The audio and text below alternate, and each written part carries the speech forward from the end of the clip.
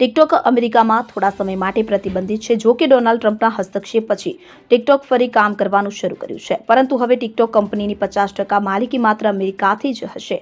જો કે ઇન્સ્ટાગ્રામે તકનો લાભ લઈને નવી એપની જાહેરાત કરી છે. જાણકારી મુજબ ઇન્સ્ટાગ્રામની પેરેન્ટ કંપની મેટાએ નવી એપ એડિટ રજૂ કરી છે. આ એપ કેપકટનું ક્લોન હોવાનું કહેવાય છે. તમને જણાવી દઈએ કે કેપકટ એડિટિંગ એપ બાયડાન્સની છે કે જે ટિકટોકની માલિકી ધરાવે છે. ટિકટોક અને કેપકટ અમેરિકામાં ખૂબ જ લોકપ્રિય છે. એડિટ એપ સંપૂર્ણપણે મોબાઈલ વિડીયો એડિટિંગ સોફ્ટવેર છે. કંપનીએ કહ્યું છે કે સર્જકો માટે આ શ્રેષ્ઠ સંભવિત સાધન છે. આમાં એપમાં ક્રિએટિવ ટૂલ્સ ઉપલબ્ધ હશે. એવી ઘણી ટેબ હશે કે જેમાં પ્રેરણા હશે, જ્યાં ઘણા પ્રકારના વિચારો હશે. આ એપ વડે એડિટ કરેલા વિડીયોના ડ્રાફ્ટ મિત્રો સાથે પણ શેર કરી શકાશે. Bureau report CN24 news.